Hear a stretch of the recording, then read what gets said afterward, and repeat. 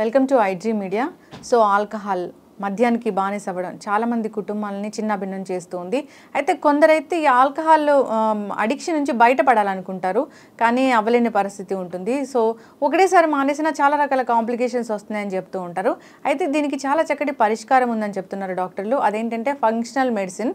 వివరాలు తెలుసుకుందాం. ఈరోజు మనతో పాటు ఉన్నారు second life nature cure hospital నుంచి డాక్టర్ పిఎస్ సాగర్ గారు, acupuncture and functional medicine specialist. Doctor గారు నమస్తే. డాక్టర్ గారు, ఆల్కహాల్ అడిక్షన్, సో మనం కరోనా టైంలో అయితే చూసామండి, మద్యం అనేది దొరక్క దానికి బానిసైన వాళ్ళు పడిన ఇబ్బంది అంతా ఇంత కాదు. నిజంగా సైకలాజికల్గా ఇల్యూజన్స్ రావడం, మెంటల్లీ వాళ్ళు డిస్టర్బ్ అవ్వడం, ఇలాంటివి చాలా చూసాం. అయితే నిజంగానే ఆల్కహాల్ అడిక్షన్ అనేది ఎన్ని కుటుంబాలను చిన్న భిన్నం చేస్తుందో. సో ఒకవేళ మానాలనుకుంటున్నారు, లేదా ఇంట్లో వాళ్ళని మాన్పించాలనుకుంటున్నారు, వాళ్ళకి మంచి భవిష్యత్తు అందించాలనుకుంటున్నారు, హెల్త్ సరిగ్గా చేయాలనుకుంటున్నారు అంటే ఈ వైద్య విధానం ఎలా పనిచేస్తుంది? ఒక్కటమ్మా, అడిక్షన్ ఫస్ట్ ఏంటి, అడిక్షన్ ఎందుకు అవుతారు అనేది కూడా మనం తెలుసుకోవాలి. ప్రతి ఒక్కరికి బ్రెయిన్లో డోపమైన్ అనే ఒక హార్మోన్ ఉంటుంది. సో అది మనని సంతోషపరిచే, సంతృప్తిపరిచే హార్మోన్. అంటే ప్రతి మనిషి కూడా సంతోషంగా ఉండాలని కోరుకుంటాడు. ఇష్టమైన ఆహారం, ఇష్టమైన ఫుడ్, ఇష్టమైంది అన్నీ ప్రతిదీ ఇష్టమైందే చేయాలని అనుకుంటాం. సో మన అందరం ఒక రకంగా డోపమైన్ డ్రివెన్ అందరం కూడా.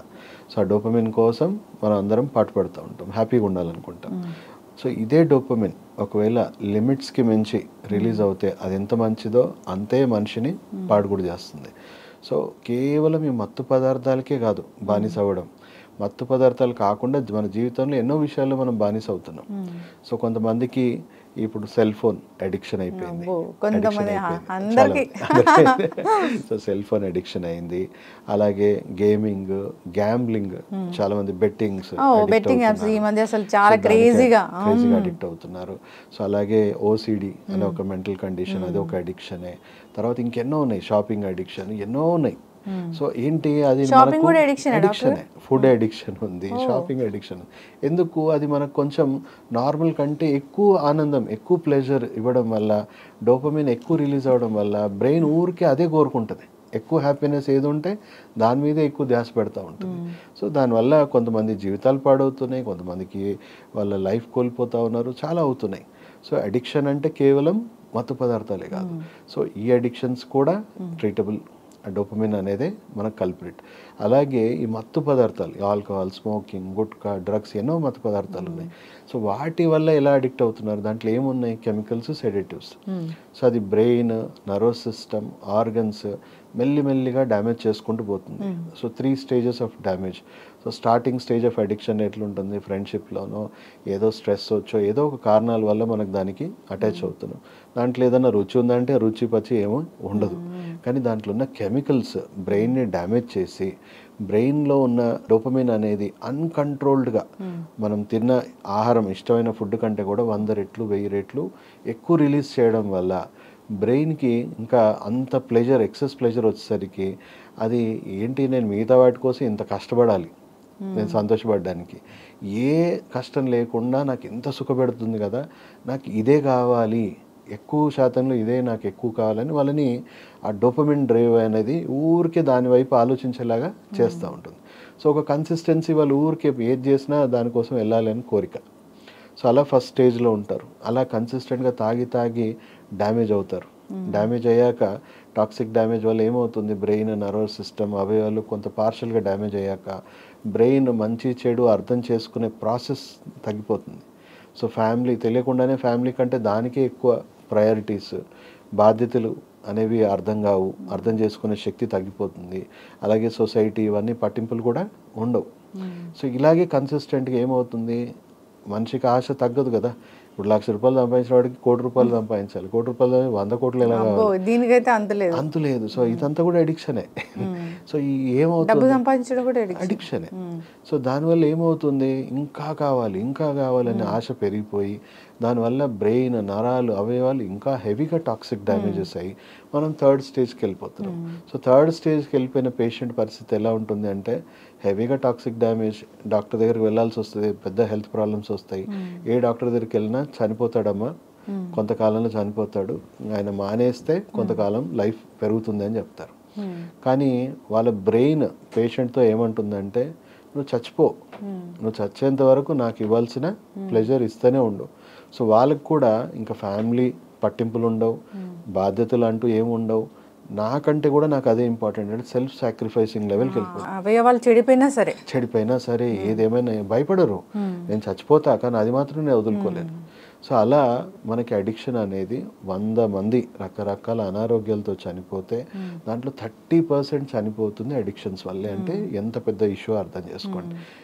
కోవిడ్ ఇవన్నీ చాలా చిన్నవి, పెద్ద పెద్ద రుగ్మతలు కూడా చిన్నవి. 30% డెత్స్ ఇదే కారణం. ఇది మన చేతులారా మనమే చేసుకుంటాం. సో ఒక రకంగా ఇప్పుడు దీనికి ట్రీట్మెంట్ గురించి మనం మాట్లాడుకుంటే, ఇప్పుడు రెగ్యులర్గా రొటీన్ ఇంగ్లీష్ మెడిసిన్లో మనకున్న ట్రీట్మెంట్ ఏంటి? First stage counselling. సో చూడండి, పేషెంట్ని ఎంత రకంగా బ్రెయిన్ ఎఫెక్ట్ అయ్యాక ఇంట్లో ఒట్లేపించుకుంటారు, దేవుళ్ళ మీద ఒట్లు వేయించుకుంటారు, ఎన్నో చేస్తారు పాపం, ఎన్నో రకాలుగా కౌన్సిలింగ్ ఇస్తారు. ఇంట్లో వాళ్ళ కౌన్సిలింగ్లు పనికి వస్తాయా? పనికిరావు. సో ఒక సైకాట్రిస్ట్ దగ్గర కూర్చొని గంటలు కౌన్సిలింగ్ ఇచ్చినా వాళ్ళు అర్థం చేసుకునే సామర్థ్యం వాళ్ళు ఉండదు. ఆ పూట ఏదో అర్థం చేసుకున్నట్టు ఉంటుంది సెకండ్ స్టేజ్లో, బట్ మళ్ళీ అదే బ్రెయిన్ ఆ విధంగానే మళ్ళీ వాళ్ళని పక్కదారి పట్టిస్తుంది. సో వాళ్ళ దగ్గర ఉన్న సెకండ్ స్టేజ్ ట్రీట్మెంట్ ఏంటి అని అంటే సెడేటివ్స్ ఇస్తారు, కొన్ని మత్తు పదార్థాలు ఇస్తారు. దానివల్ల ఏంటి, బ్రెయిన్ మొద్దుబారిపోయి కొంతకాలం ఆ మత్తు ఉన్నంతసేపు ఆలోచన తగ్గిపోతుంది. మళ్ళీ మత్తు దిగగానే జీవితాంతం మత్తులైతే ఉండలేం కదా, మళ్ళీ అది కావాలి అంటుంది. ఇంకా థర్డ్ ఆప్షన్ వాళ్ళ దగ్గర ఉంది ఏంటి, రిహాబిలిటేషన్ సెంటర్స్. అంటే ఒక రకమైన మోడర్న్ జైల్ కమ్ హాస్టల్స్ అవి. సో అక్కడ తీసుకెళ్ళి మనిషిని 1 month, 2 months, 3 months, 6 months ఉంచుతారు. సో టాప్ మోస్ట్ రిహాబిలిటేషన్ హాస్పిటల్కి వెళ్ళి మీరు ఒకసారి అడగండి, సార్ ఏం స్పెషల్ ట్రీట్మెంట్స్ ఉంటాయి, పేషెంట్ ఎలా మారుతాడంటే వాళ్ళు ఒకటే స్టేట్మెంట్ ఇస్తారు, మారాలి అనుకోనే రావాలి ఇక్కడ, అంతేగాని ఇక్కడ పెద్దగా మారే అవకాశం లేదు.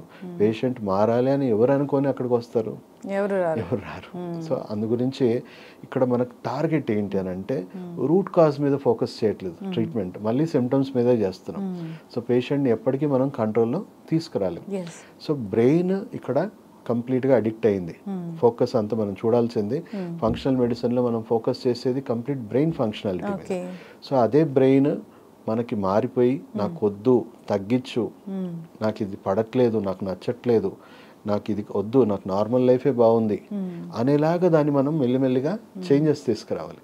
సో దీంట్లో నా దగ్గర వచ్చే పేషెంట్స్లో చూసుకుంటే 80% పేషెంట్స్ రారు, ఎందుకంటే వాళ్ళ ఈగో ప్రాబ్లం, ఇంకొకరు వాళ్ళని కంట్రోల్ చేయడం ఇష్టం ఉండదు. సో వాళ్ళు కోఆపరేట్ చేయరు, హాస్పిటల్కి రమ్మన్నా రారు, ఎక్కడికి రమ్మన్నా రారు. సో అలాంటి పేషెంట్స్ని మనం తెలియకుండా ట్రీట్ చేయాలి, ఎందుకంటే వాళ్ళ కంఫర్ట్ జోన్ని మనం డిస్టర్బ్ చేయకూడదు. సో వాళ్ళకి ఇచ్చే ట్రీట్మెంట్ మంచి ఆరోగ్యకరమైన ఔషధ మొక్కల నుంచి తీసిన మెడిసిన్సే ఇస్తాం. అనుకోకుండా చిన్నపిల్లలు తిన్నా ఏం కాదు. సో వాళ్ళకి తెలియకుండా వాళ్ళ ఫుడ్లో, వాళ్ళు తినే లిక్విడ్స్లో అన్నిట్లో వాళ్ళకి మనం ఇంటిగ్రేట్ చేసి టేస్ట్ తెలియకుండా ఎలా ఇవ్వాలనేది పేషెంట్ కేర్ టేకర్స్కి మనం పూర్తి ట్రైనింగ్ ఇస్తాం. అంటే ఎవరైనా ఇంట్లో వాళ్ళతోని మద్యం మాన్పించాలి, లేదా ఇలాంటి డ్రగ్స్ లేదా ఇలాంటి అడిక్షన్స్ నుంచి వాళ్ళని బయటపడేయాలి, సో ఈవెన్ స్మోకింగ్ ఎలాంటి వాటి నుంచి కూడా బయటపడేయాలంటే మీ దగ్గర ఉన్న మెడిసిన్ ఏంటంటే సో జనరల్గా వాళ్ళకి తెలియకుండా ఇవ్వచ్చు. 80% పేషెంట్స్లో అయితే మనం తెలియకుండా మేనేజ్ చేస్తున్నాం. సో వాళ్ళకి టేస్ట్ ఏమి, ఎలాంటి రంగు, రుచి ఏది మారదు. ఎన్ని రక్త పరీక్షలు చేసుకున్నా వాళ్ళకి ఎలాంటి బయటపడవు. ఎస్పెషల్లీ చెప్పాలంటే నా దగ్గర నాకున్న క్లయింటేజ్లో 15% మెడికల్ డాక్టర్స్. వాళ్ళకి పాపం డ్రగ్స్కి ఈజీగా ఎక్స్పోజ్ అయిపోతుంటారు అండ్ స్ట్రెస్ ఎక్కువ కదా, సో ఎక్కువగా ఇదవుతారు. సో వాళ్ళు రక్త పరీక్షలు చేసుకున్నా వాళ్ళకి దొరకట్లేదు. ఫ్యామిలీ ఎందుకు తాగలేకపోతున్నా అని చెక్ చేసినా దొరకదు, ఎందుకంటే ఎలాంటి టాక్సిక్ ఎలిమెంట్స్ లేవు, అన్ని న్యాచురల్ సైడ్ ఎఫెక్ట్స్ లేనివే ఇస్తాం. సో పేషెంట్కి ఏమవుతుంది, ఒక్కొక్క స్టేజ్, ఇప్పుడు మనం చెప్పినట్టు ఫస్ట్ స్టేజ్ పేషెంట్ అన్నాను కదా, వాళ్ళు ఏదో ఫ్రెండ్షిప్లో అప్పుడప్పుడే ట్రై చేసి అప్పుడప్పుడే వాళ్ళు ఇంకా పూర్తిగా అడిక్ట్ అవ్వలేదు, పార్షియల్ అడిక్టెడ్. సో వాళ్ళకి ఫస్ట్ మంత్లోనే 15 to 25 days మెడిసిన్స్ అవుట్పుట్ పడగానే బ్రెయిన్కి ఆ డోపమిన్ క్రేవింగ్స్ అనేవి దాని మీద తగ్గిపోతుంది. వాళ్ళకి ఏమవుతుంది, మీకు బాగా ఇష్టం ఉన్న ఫుడ్ సడన్గా ఇష్టం లేని ఫుడ్గా మారిపోతే ఎలా ఉంటుంది, అలాంటి ఫీలింగ్స్ పేషెంట్లో కలుగుతాయి. అంటే దాని మీద నాకు అది కావాలి అని బానిస ఆలోచనలు పోయి అది తీసుకోవాలంటే ఆలోచించాల్సిన పరిస్థితి క్రియేట్ అవుతుంది. సో ఫస్ట్ మంతే వాళ్ళు లిమిట్స్ దాటి ఎక్కువ తీసుకోవాలని ప్రయత్నం చేస్తే ఒక లిమిట్ వరకు అది అలౌ చేస్తుంది. ఒక లిమిట్ దాటగానే మీకు నచ్చని ఫుడ్ బలవంతంగా తింటే ఎలాంటి ఫీలింగ్స్ రావాలో అలాంటివి వస్తాయి. ఇంకా బలవంతం చేస్తే వామిటింగ్స్ కూడా అవుతాయి.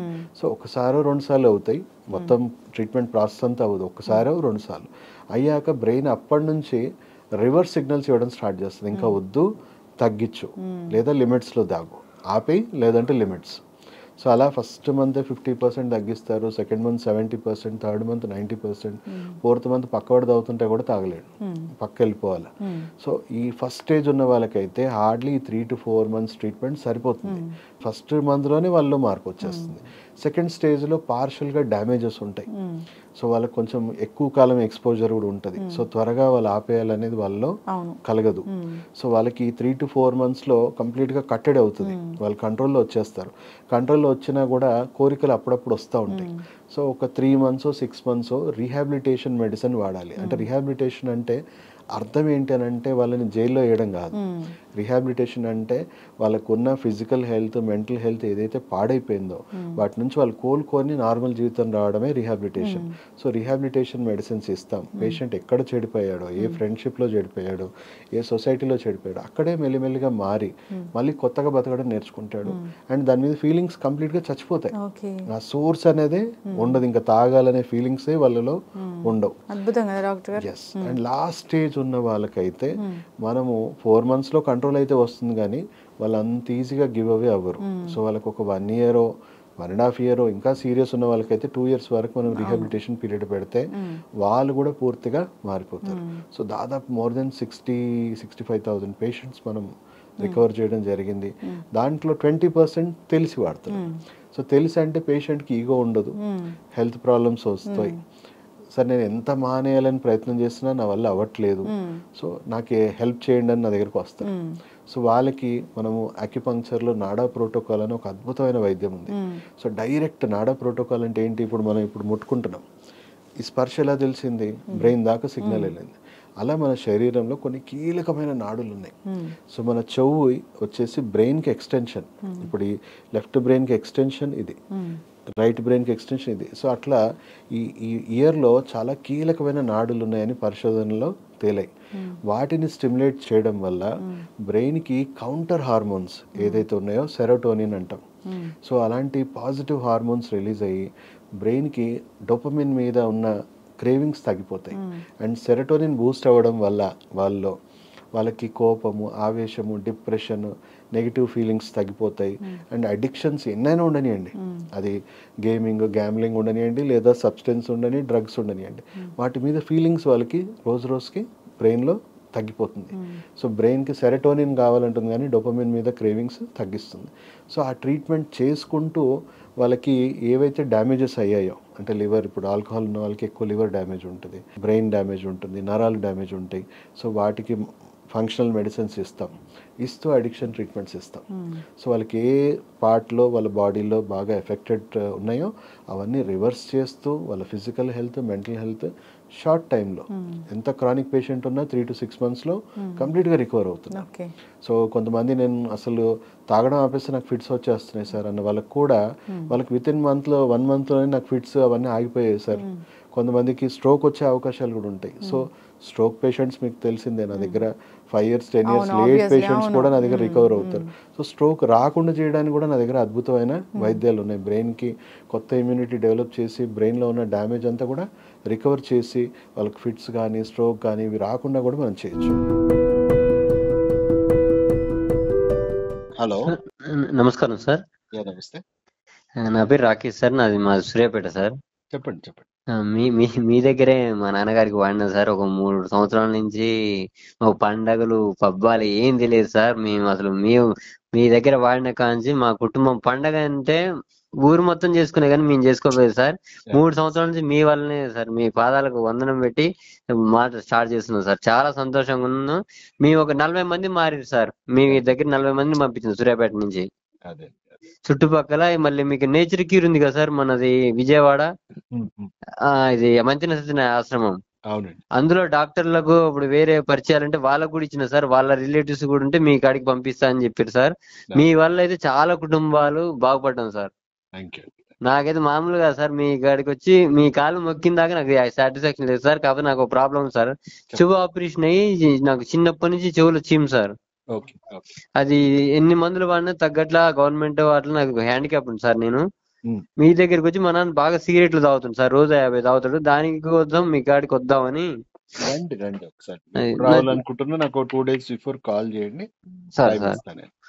చెవులు వచ్చి తగ్గిద్దా సార్? తగ్గుతుందండి, ఉందండి సార్ మెనింజైటిస్ నాకైతే అంటే. సార్ నాకైతే ఇంత సంతోషం మాట్లాడడం అసలు మీరు నిజంగా సార్ దేవుడు ఉండో లేడు నాకైతే నిజంగా తెలియదు సార్. కానీ మీరు మాత్రం ఆ మంది ఇవ్వకపోతే మేమైతే ఈ పాటికి ఎవరో ఒకరు చనిపోయేళ్ళం సార్. మేము ఎందుకంటే ఈ స్ట్రగుల్స్ తట్టుకోలేకపోతున్నాం. నలుగురిలో పరువు మీకు తెలియదే ఉంది సార్. ఇక వీళ్ళ అందరి గురించి రోజు చూసేదే కదా. మీ వల్ల అయితే మాకైతే సార్ నేనైతే బతుకున్నది మాత్రం మీ వల్లనే సార్. ఈ టార్చర్ చూసి తట్టుకోలేక బుక్ బట్టి చదవాలంటే నరకం అవపడేది సార్. ఆ స్మెల్ కి, ఆ ఇంట్లో వామ్థిమ్స్ కి, వామ్మో అదంతా ఈ నరకం అంతా పోగొట్టి సార్. మీరు ఉన్న శివుడు మా ఇంటికి అయితే మీరు శివుడు సార్. నాకైతే డ్యూటీ నేను చేశానండి. మీ డ్యూటీ కాదు సార్, మీరైతే నాకు దేవుడు సార్.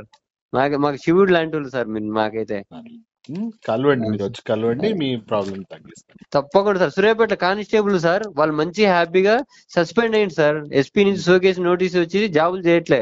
మీ దగ్గర పంపించినాక వాళ్ళందరూ మంచి చక్కగా జాబ్ చేసుకుంటారు సార్. హ్యాపీ గురు సార్. వీళ్ళందరూ ఆయుష్ పోసి మీరు 120 కానీ సార్. ఎన్ని ఇంకా ఎక్కువ బతికినా సంతోషం sir. Thank you so much sir. వచ్చేటప్పుడు 2 రోజుల ముందు ఫోన్ చేసి వస్తాం సార్. తప్పకుండా. నమస్కారం sir. Thank you so much sir. Yes, ఖచ్చితంగా డాక్టర్ గారు చాలా చక్కగా చెప్పారండి. అంటే ఆల్కహాల్ అడిక్షన్, ఆల్కహాలే కాదు, అంటే ఈ మధ్యకాలంలో మనం చూసాము ఏదో మందు కలిపిన తాటికలు అలాంటివి తీసుకోవడం వల్ల కూడా వాళ్ళ బ్రెయిన్ అనేది దానికి అలవాటు పడి, సో 1 or 2 times వాళ్ళకి అది తీసుకోకపోతే రకరకాల ఇల్యూజన్స్ రావడము, ఎస్ అలాంటివి చూసాము.